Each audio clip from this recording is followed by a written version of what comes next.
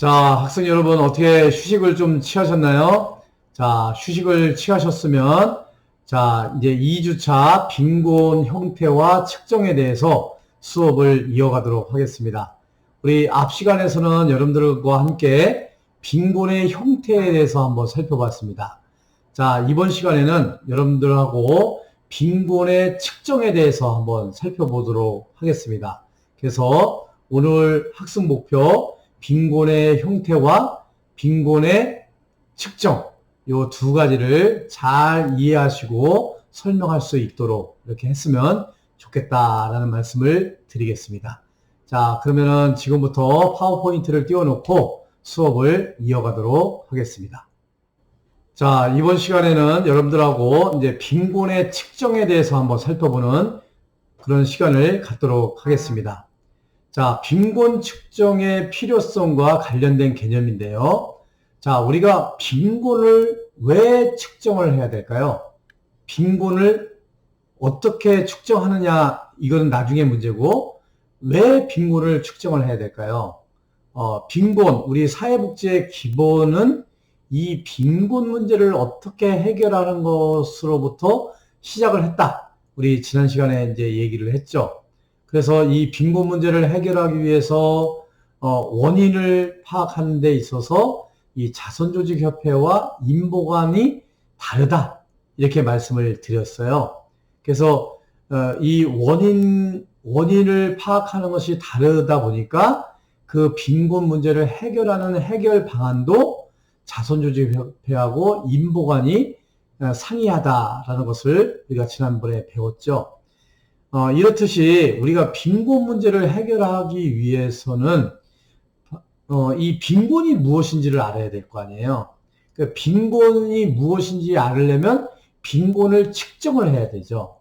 이 빈곤을 측정을 해야만 우리 빈곤 문제를 해결하기 위한 정책을 설계하고 또 정책을 실시하고 평가하는데 필요한 거예요. 그래서 기본적인 이 빈곤을 측정하지 않으면 제대로 빈곤 문제를 퇴치하기 위한 정책을 수립한다든가 정책을 위반을 한다든가 실시를 하는데 또 평가를 하는데 어려움이 있을 수가 있죠. 그래서 이 빈곤은 반드시 빈곤 문제를 해결하기 위해서 측정이 필요하다, 이렇게 얘기를 할 수가 있겠어요. 그래서 이 빈곤을 측정하는 방법은 여러 가지 방법이 있어요.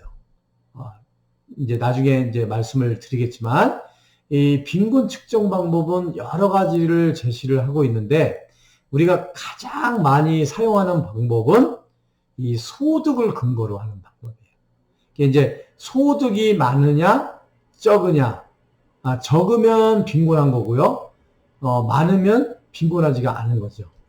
그래서 이 소득을 기준으로 하는데요. 이 경우에 가장 대표적으로 측정하는 도구가 있는데 그 도구가 빈곤선이라는 도구예요. 빈곤선. 그러니까 어느 선 이상은 빈곤하지 않은 거고 어느 선 밑으로는 빈곤한 거죠. 그래서 실제로 여러 국가에서는 이런 재정적인 어려움을 나타내는 지표로서 빈곤선을 광범위하게 사용을 하고 있어요. 그래서 우리 빈곤을 측정할 때 우리가 빈곤선, 우리가 선이라고 얘기하죠. 그러니까 빵원서부터 100원까지를 얘기를 할 때 그러면은 얼마 정도의 소득을 얻었을 때 빈곤한 건지 이 선을 걷는 거죠. 그 선을 걷는 것을 빈곤선이다. 그러니까 소득을 기준으로 해서 소득의 일정 부분을 선을 긋는 것, 이것을 빈곤선이다라고 할 수가 있겠습니다. 그래서 대부분의 국가에서는 이 빈곤선을 기준으로 해서 빈곤한 사람과 빈곤하지 않은 사람을 구분을 하게 되는 것이죠. 그래서 빈곤을 측정할 때 아주 대표적으로 우리가 사용하는 도구, 빈곤선이다라는 것을 여러분들이 이해를 하시면 좋겠습니다. 자, 그러면은 우리가 빈곤을 측정하는 대표적인 도구가 빈곤선이다라고 얘기를 했는데요. 그 빈곤선의 개념과 의의 또는 역사에 대해서 한번 살펴보도록 할게요. 자, 빈곤선이라는 개념은 뭐냐? 빈곤 상태에 있는지를 판단하기 위한 기준선이에요. 빈곤 상태에 있는지, 빈곤 상태에 있지 않은지를 판단하는 기준, 선이다. 이렇게 얘기를 할 수가 있겠어요. 그래서 가족의 빈곤 상태나 개인의 빈곤 상태를 결정하기 위해 사용되는 현금의 양. 이것을 우리가 빈곤선이다 라고 정의를 하고 있습니다. 그래서 여러분들이 이 빈곤선의 개념, 빈곤 상태에 있는지를 판단하기 위한 기준이고, 가족의 빈곤 상태나 개인의 빈곤 상태를 결정하기 위해서 사용되는 현금의 양, 소득을 말하는 거죠. 그 소득의 기준을 우리가 빈곤선이다 이렇게 말한다라는 것을 꼭 잊지 말아 주시고요.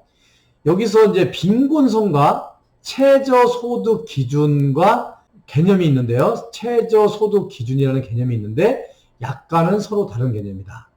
최저소득 기준이라는 것은 정부가 최저임금이나 사회보장급여가 적절한지를 판단하는 기준을 최저소득 기준이다라고 얘기를 해요. 우리 최저임금법이 있죠. 또 사회보장급여를 이게 주지요.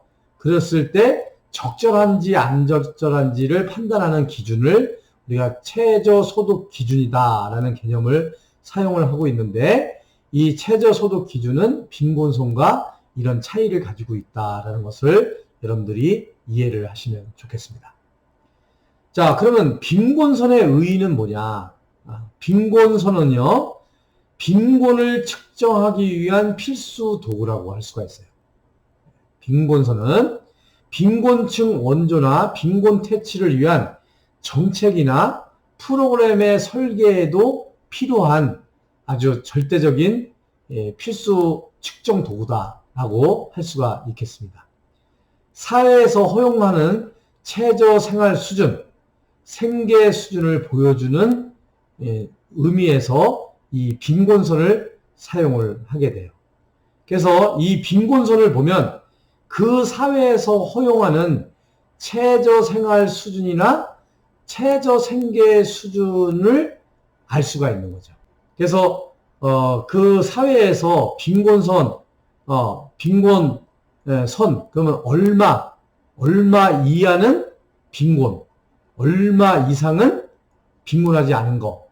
이런 걸 딱 보면은요, 그 사회에서 이 빈곤선을 보면, 이 사회에서는, 이 국가에서는 최저생활 수준이나 최저생계 수준을 이 정도의 수준에서 결정을 하고 있구나 하는 것을 우리가 알 수가 있는 거죠. 그래서 대한민국의 빈곤선, 미국의 빈곤선, 영국의 빈곤선이 좀 상이하죠. 다르죠. 그래서 한번 다음 장에서 또 한번 살펴보도록 하겠습니다. 그래서 이 빈곤선의 의미는 그 사회의 어떤 최저생활 수준이라든가 최저생계 수준을 알 수 있는 그런 개념이 이 빈곤선이다. 그리고 빈곤을 측정하기 위한 필수 도구다라는 그런 의미를 가지고 있다라고 여러분들이 이해를 하시면 좋겠습니다. 자, 그러면 이제 이 빈곤선의 등장의 역사를 한번 살펴볼게요. 빈곤선의 등장의 역사. 자, 빈곤선은 대부분의 국가에서 나름의 빈곤선이 있어요. 나름의 그 빈곤선이 있습니다.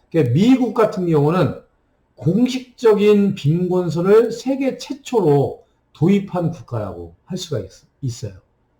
어느 나라가요? 미국이요. 미국이 공식적인 빈곤선을 세계 최초로 도입한 국가다. 이 빈곤선을 개발한 사람은요, 미국의 사회보장청의 오션스키라는 사람이 이 빈곤선을 개발을 했어요. 이 오션스키가 처음에 빈곤선이라고 설정한 것은요, 식품비, 그냥 개인이나 그 가족이 먹는 그 식품비의 약 3배를 빈곤선으로 정했다는 거예요. 그래서 한 달 동안, 예를 들어서 한 달 동안 10만 원어치를 식품비로 사용을 한다. 이렇게 한다면 3배니까요. 30만 원. 그냥 1인 개인이 살아가는 데 있어서 30만 원을 가지고 있다면 빈곤하지 않은 거고, 30만 원 이하에서 살고 있다면 빈곤층에 속한다. 이렇게 그 개념을 최초로 미국에서 오션스키라는 사람이 이 빈곤선을 개발을 했다라는 거죠. 그래서 해당 연도의 빈곤선은 이전 해의 빈곤선에다가 소비자 물가가 변한 것을 조정해서 정하는 식으로 해서 미국에서는 공식적인 빈곤선을 최초로 개발을 했다라고 말씀을 드릴 수가 있겠어요. 그 외에 이제 기타 국가로서 영국에서는요, 자유당 집권 시기인 최저생계 수준과 같은 개념을 등장을 시켰고요. 호주 같은 경우는 평균 수입을 고려해서 빈곤선을 조정을 이렇게 하고 있어요. 그러니까 우리나라에서는, 이게 중요한 거는 이제 우리나라겠죠? 우리나라에서는 빈곤선과 관련이 있는 것을 최저생계비라는 개념으로 빈곤선을 설정을 하고 있습니다. 이 최저생계비, 그러니까 최저 생활을 하는데 들어가는 생계비, 이런 의미가 있죠. 그래서 이 최저생계비 이하자에 대해서는 우리가 빈곤한 사람이다, 가난한 사람이다, 국가나 사회로부터 도움을 필요로 하는 사람이다, 이렇게 하는 거죠. 그래서 우리나라의 빈곤선은 최저생계비다, 최저생계비는 우리나라의 빈곤선이다. 여러분들이 이렇게 이해를 하시면 되겠어요. 우리가 1999년 9월 7일 날 국민기초생활보장법이 만들어졌죠. 그래서 여러분들한테 누누이 이렇게 강조를 하지만 1999년 9월 7일 날 국민기초생활보장법이 만들어진 것을 기념해서 매년 9월 7일을 사회복지날로 이렇게 기념을 하고 있다. 이렇게 말씀을 드렸어요. 이 1999년 9월 7일 날 만들어져서 2000년도부터 이 법이 시행이 됐는데요. 국민기초생활보장법이 제정됨에 따라서 이 최저생계비를 결정할 필요가 생겼어요. 그래서 국민기초생활보장법상의 혜택을 받는 그 기초생활수급자, 더 약자로 말하면 기초생활수급자, 수급자, 이 수급자 선정 기준이 최저생계비 이하에 있는 사람들을 우리가 생계비를 지원을 하게 되는 거죠. 그래서 우리나라에서는 이 빈곤선 개념을 최저생계비 개념으로 우리가 하고 있다는 것을 여러분들에게 말씀을 드리겠습니다. 다시 한번 정리하면요, 우리 전 세계적으로 최초로 빈곤선을 도입한 국가는 미국이고요. 미국에서도 사회보장청의 오션스키라는 사람이 이 빈곤선을 개념을 개발을 했다. 그 우리나라에서는 빈곤선의 개념을 최저생계비, 최저생계비는 우리나라의 빈곤선이다. 이것은 국민기초생활보장법이 제정되면서 이 최저생계비 개념을 도입을 했다. 이렇게 말씀을 드릴 수가 있어요. 그래서 여러분들이 이 점은 꼭 잊지 마시고 기억을 해 두시기를 바라겠습니다. 자, 그러면 이제 우리가 한번 이번에는 빈곤선을 결정하는 방법.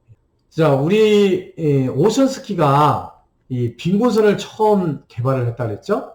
우리나라는 최저생계비가 우리나라의 빈곤선이라고 이렇게 말씀을 드렸어요. 그러면 최저생계비, 또 빈곤선을 결정하는 방법은 뭘까요? 우리나라에서는 최저생계비라고 하는데 최저생계비를 결정하는 방법이 뭘까요? 궁금하시죠? 한번 지금부터 살펴보도록 하겠습니다. 첫 번째, 임의기준 방법이 있어요. 임의기준 방법. 이 빈곤선을 결정하는 방법, 이거 매우 중요하니까요. 여러분들 꼭 기억을 해 두셔야 돼요. 임의 기준 방법. 임의로 기준을 정해서 빈곤을 측정하는 거예요. 그래서 임의로 한 달에 100만 원이라는 기준을 딱 정해요. 그래서 한 달에 100만 원의 소득이 있는 사람은 100만 원 이상이 있는 사람은 빈곤하지 않은 사람이에요. 그런데 한 달의 수입이 80만 원이다. 80만 원이면 이 사람은 빈곤한 사람이다. 그래서 그 국가나 그 사회에서 임의로 정하는 거예요. 그냥 따지지도 말고 묻지도 말고 그냥 100만 원 정도면은 빈곤을 결정해도 되겠다. 그래서 임의로 정하는 거예요. 이것을 임의 기준 방법이다. 이렇게 말씀을 드리고요. 두 번째는 예산 기준 방법이 있어요. 예산 기준 방법. 쉽게 말하면 예산을 돈을 기준으로 하는 방법이라는 거죠. 필요한 최저 물품 비용에 근거해서 빈곤을 측정을 하는 거예요.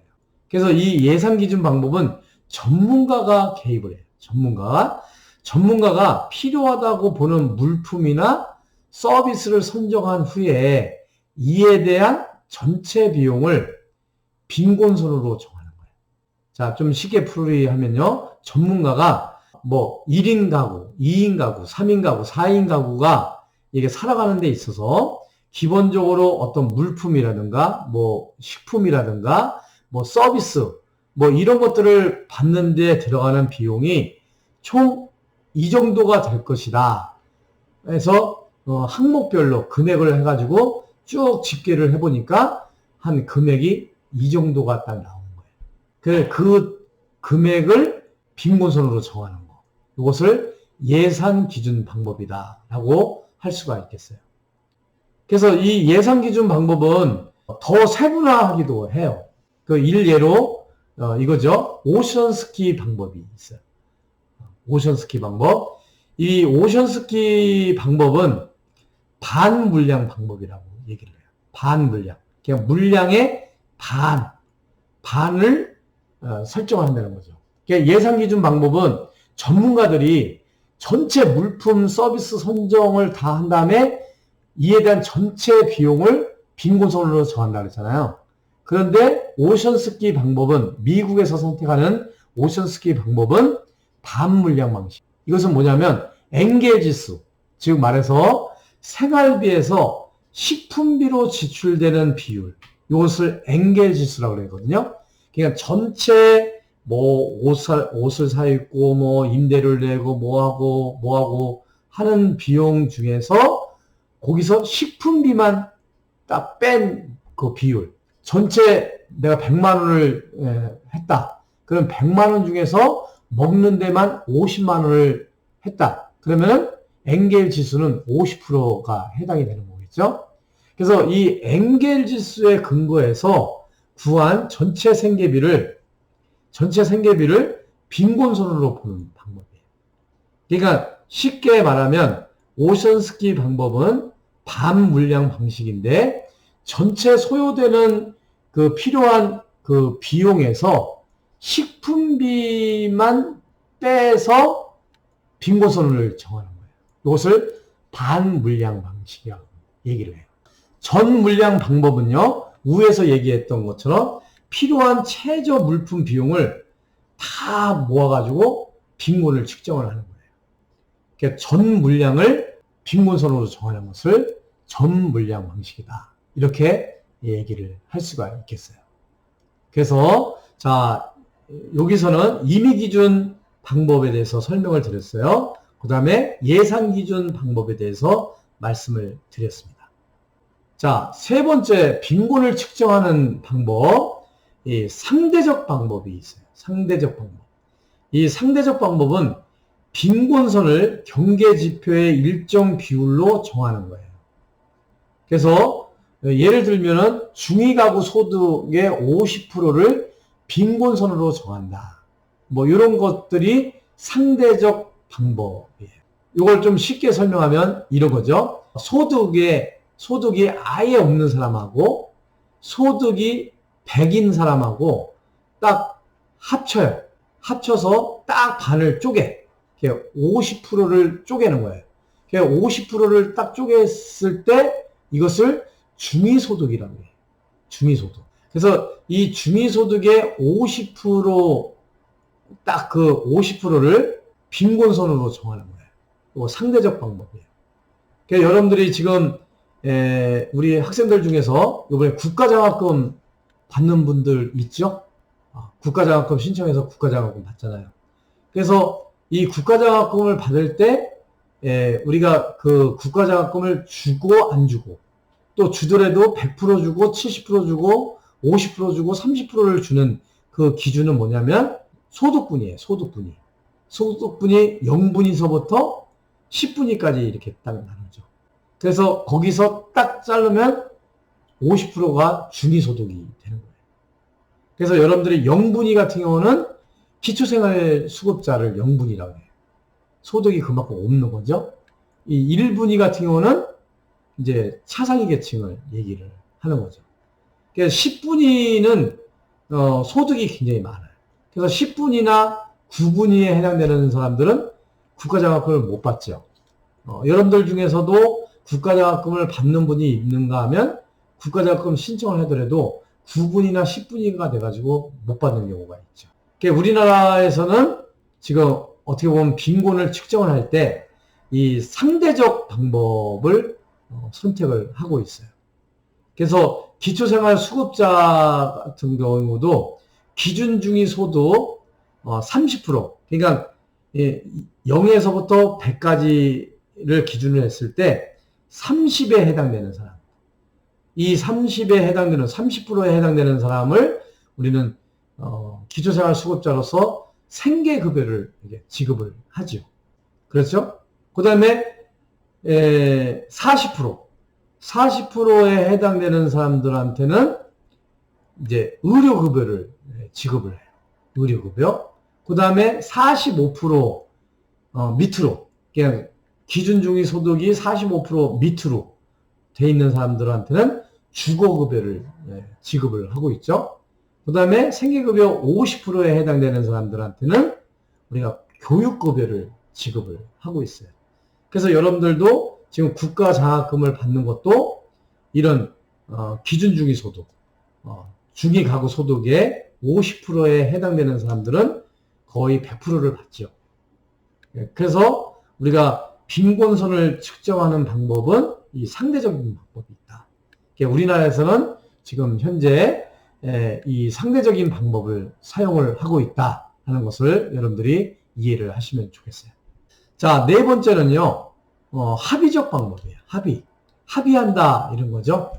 그 최저소득 수준에 관해서는 일반인에게 조사를 통해서 얻은 답변에 근거해서 빈곤선을 정하는 거예요. 합의를 하는 거죠. 자, 여러분, 어느 정도 소득을 올리면 빈곤하다고 얘기를 할까요? 여러분들이 한번 의견을 한번 내보세요. 이게 설문조사를 하는 거예요. 그래서 딱 집계를 해가지고, 그것을 기준으로 해서, 빈곤선을 정하는 거예요. 그러면 이 빈곤선이 높아질까요? 낮아질까요? 대체적으로 합의적인 방법에 의하면 높아지죠. 너무 낮게 잡지는 않을 것이기 때문에 높아져요. 그래서 이 합의적인 방법에 의해서 우리가 빈곤선을 결정을 할 수가 있다라고 할 수가 있습니다. 그 다음에 이제 다섯 번째는요, 법적인 방법이에요. 법적 방법. 이 법적 방법은 사회보장제도. 그래서 즉 이제 우리가 말하는 국민기초생활보장법, 이런 것들이 다 사회보장제도죠. 뭐 기초연금법, 또 뭐 그 장애인연금법, 뭐 긴급복지지원법, 이런 것들이 다 사회보장제도에 속하죠. 그 조세제도에서 정하는 최저소득 수준을 빈곤선으로 정하는 경우, 이것을 법적인 방법이다. 그냥 법적으로 사회보장제도라든가 사회보장법, 조세, 세금법, 와 관련돼서 정하는 최저소득 수준, 이것을 우리가 빈곤선이다 라고 정하고 있다라는 거예요. 자, 이제 빈곤선을 결정하는 방법 여섯 번째는 박탈 기준을 통해서 결정하는 방법. 빈곤선을 결정하는 방법. 박탈기준 방법. 박탈기준 방법의 내용과 장단점을 한번 살펴보면요. 박탈기준 방법에는 어떤 물품을 가지고 있지 않는 것. 예, 박탈당한 거죠. 어떤 물품을 가지고 있지 않은 것. 또 어떤 활동에 참여하지 못하는 것. 또 어떤 서비스를 사용하지 못하는 것에 근거해서 빈곤 여부를 결정하는 것을 박탈기준 방법이다. 박탈당했다는 거죠. 네. 어떤 물품을 가지지 않는 거. 이거 박탈당한 거죠. 어떤 활동에 참여하지 못하는 거. 박탈당하는 거죠. 어떤 서비스를 사용하지 못하는 거. 이거 박탈당하는 거예요.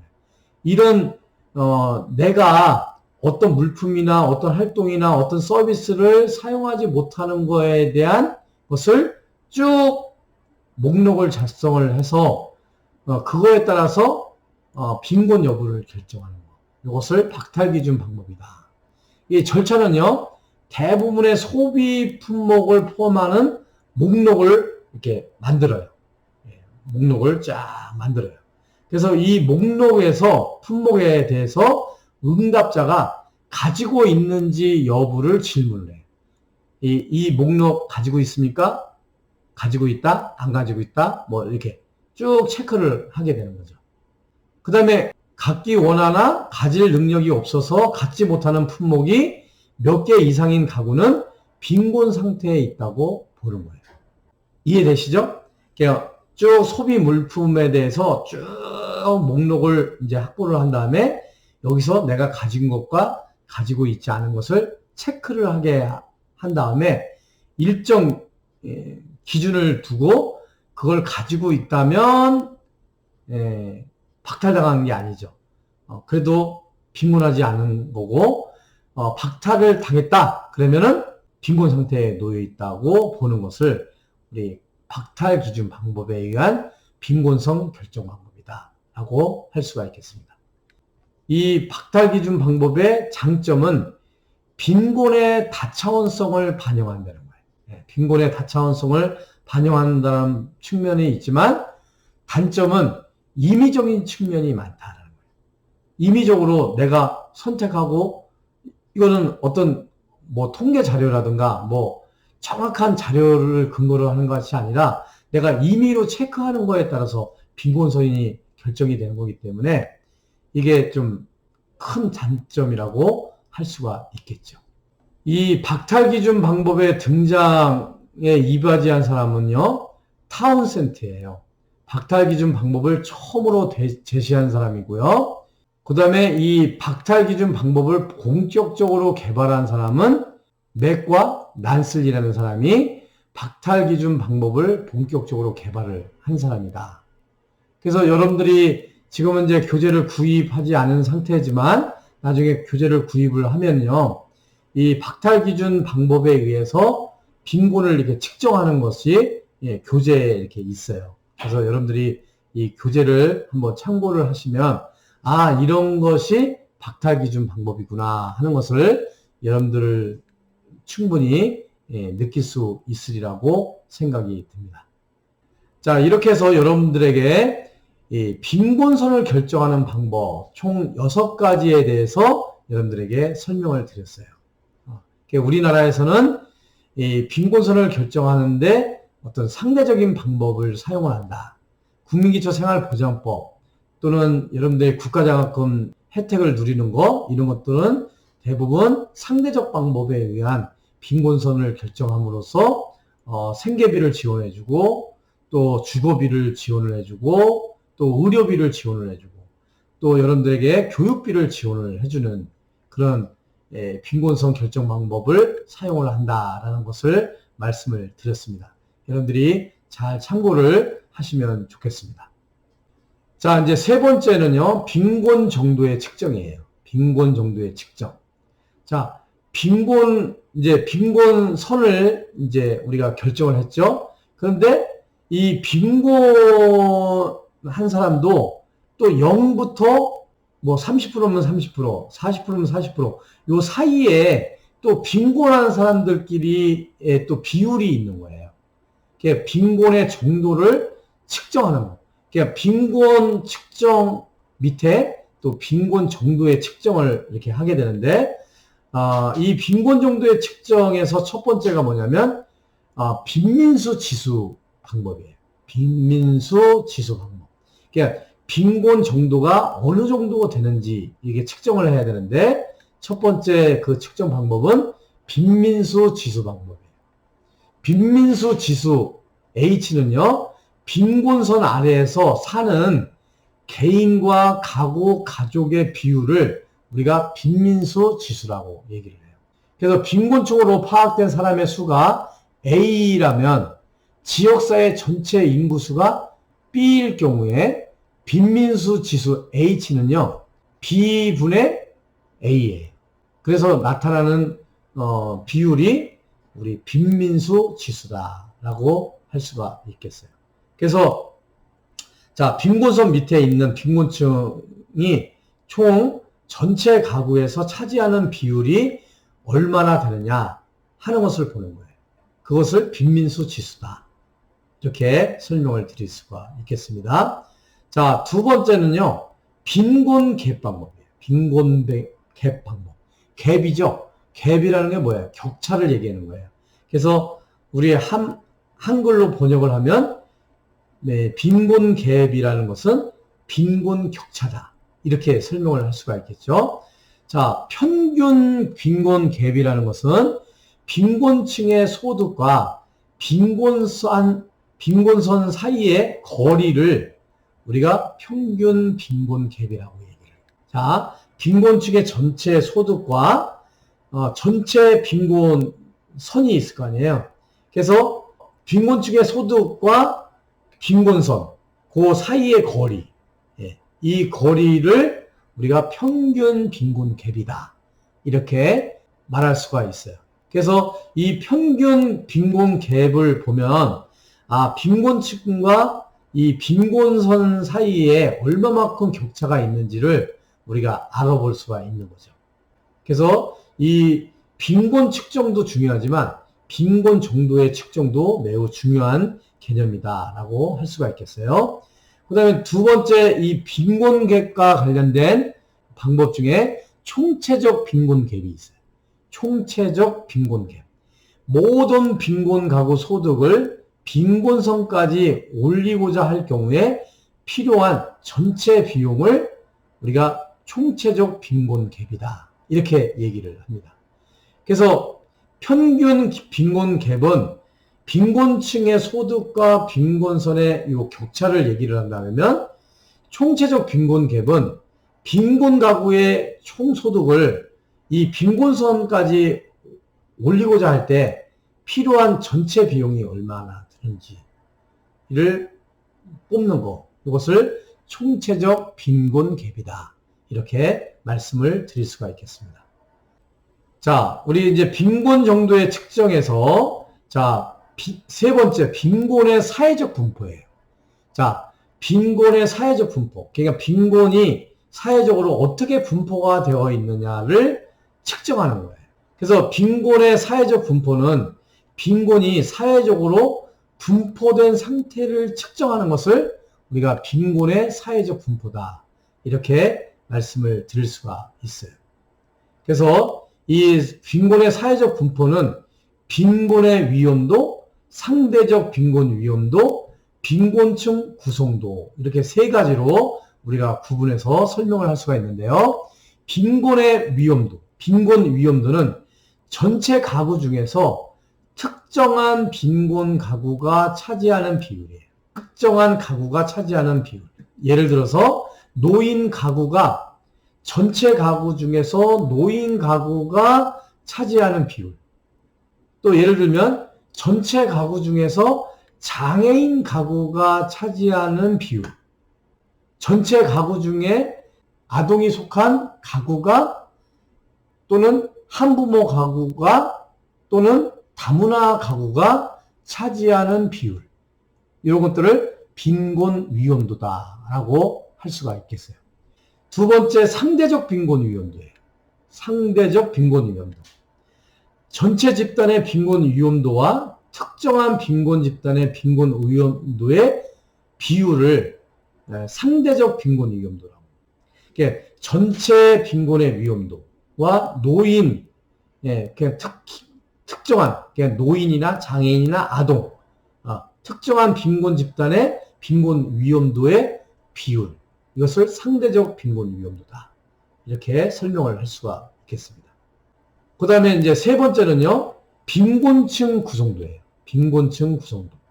빈곤층 구성도는 전체 빈곤층에서 특정한 빈곤 집단이 차지하는 비율을 얘기를 하는 거예요. 그래서 이 빈곤 위험도는 전체 가구 중에서 특정한 빈곤 가구가 차지하는 비율이라면 빈곤층 구성도는 특정 빈곤 집단이 차지하는 비율이에요. 이게 좀 차이가 있어요. 그래서 전체 빈곤층 중에서 빈곤한 장애인이 차지하는 비율, 전체 빈곤층 중에서 빈곤한 노인이 차지하는 비율, 이것을 빈곤층 구성도다라고 할 수가 있겠습니다. 그래서 여러분들이 이거 빈곤 위험도는 가구, 빈곤 가구가 차지하는 비율이고요. 빈곤층 구성도는 특정한 빈곤 집단이 차지하는 비율이라는 거 유념해서 기억을 해두시기를 바라겠습니다. 그래서 이 빈곤 위험도, 상대적 빈곤 위험도, 빈곤층 구성도를 보면 그 사회에 빈곤이 어떻게 분포가 되어 있는지를 우리가 알 수가 있게 되는 것이죠. 그래서 여러분들이 이 빈곤의 사회적 분포에 대해서 잘 알아두시기를 바라겠습니다. 자, 이제 마지막 주제, 네 번째, 이제 단일 복합 빈곤 측정치예요. 단일 빈곤 측정치와 복합 빈곤 측정치가 있는데, 이 단일 측정치는 한 가지 지표를 사용해서 빈곤을 측정을 하는 거예요. 복합 측정치는 두 가지 이상의 지표를 사용해서 빈곤을 측정을 하는 거예요. 그럼 어떤 게 더 나을까요? 한 가지 지표를 가지고 빈곤을 측정하는 것보다는 복합적인 그런 측정치를 가지고 지표를 가지고 측정을 하는 것이 더 정확하겠죠. 그래서 이 복합 빈곤 측정치의 예로서는요, 가장 그 복합 측정치의 유명한 예로는 UN 개발기구, UNDP, UN 개발 계획에서 인간 빈곤 지수라는 것이 있는데 5가지 요소로 구성이 돼가지고요, 복합적으로 이 5가지 그 지표를 가지고 빈곤을 측정을 하는 거예요. 첫 번째가 뭐냐면 40세 이전에 사망할 것으로 예상되는 사람들의 비율을 보면은 빈곤을 측정할 수가 있다는 거죠. 선진국의 같은 경우는 좀 오래 사니까요, 60세 이전에 사망할 것으로 예상되는 사람의 비율을 가지고 그런 지표를 가지고 빈곤을 측정을 하는 거예요. 두 번째, 글자를 읽지 못하는 성인의 비율. 이거 문맹률이라고 얘기를 하죠. 글자를 읽지 못하는 성인의 비율이 얼마인가를 가지고 그것을 가지고 빈곤을 측정을 한다는 거죠. 세 번째, 의료 서비스를 이용할 수 있는 사람의 비율. 의료 서비스를 이용할 수 있는 사람의 비율. 그 다음에 네 번째는 안전한 물을 이용할 수 있는 사람의 비율. 이 물 부족 국가 같은 경우는요, 물을 제대로 못 먹어요.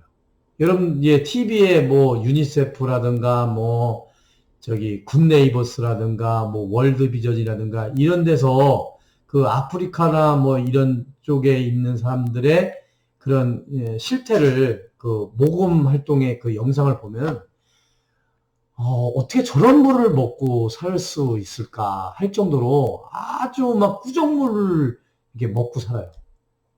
그래서 이제 제가 아는 어떤 선교사님은 물 한 그릇 선교회라는 것을 만들어 가지고, 이 사람은 이제 선교 활동이 뭐냐면 그런 이제 물이 나지 않는 곳에 가서 눈물을 파주는, 그러면서 이제 말씀을 이게 전하고 또 그들에게 어떤 물을 제공함으로 인해서 복지를 이렇게 도모해주는 그런 사업을 하는 분이 있어요. 이게 안전한 물을 이용할 수 있는 사람의 비율, 이게 참 빈곤을 측정하는 지표가 될 수가 있다는 거죠. 그 다음에 영양 상태가 좋지 않은 5세 미만 아동의 비율. 그래서 1번서부터 5번까지 이 5가지 요소의 지표를 가지고 그 가난, 그 빈곤을 측정하는 것, 이것을 복합 빈곤 측정치다라고 할 수가 있겠습니다. 자, 이렇게 해서 단일 복합 빈곤 측정치에 대해서 단일 측정치는 무엇이고 복합 측정치는 무엇인가에 대해서 한번 살펴보는 그런 시간을 가졌습니다. 자, 이렇게 해서 오늘 이제 빈곤의 형태와 측정에 대해서 한번 살펴봤고요. 이제 다음 주에는 빈곤에 대한 관점, 빈곤을 어떻게 바라보는가, 빈곤을 바라보는 관점에 대해서 한번 살펴보는 그런 시간을 갖도록 하겠습니다. 자, 이렇게 해서 여러분들하고 오늘 빈곤의 형태, 또 빈곤의 측정에 대해서 한번 알아보는 그런 시간을 가졌습니다. 오늘 여러분들이 꼭 배운 거 빈곤의 형태, 또 빈곤의 측정은 여러분들이 잘 기억을 해 두실 필요가 있는 중요한 챕터니까요. 여러분들이 잘 이해하시고 기억을 해 두시기를 부탁을 드리겠습니다. 자, 여기까지 장시간 동안 수업 받으시고 대단히 수고 많이 하셨습니다. 여러분, 우리 또 다음 주에 뵙는 것으로 하겠습니다. 여러분, 감사합니다. 고맙습니다.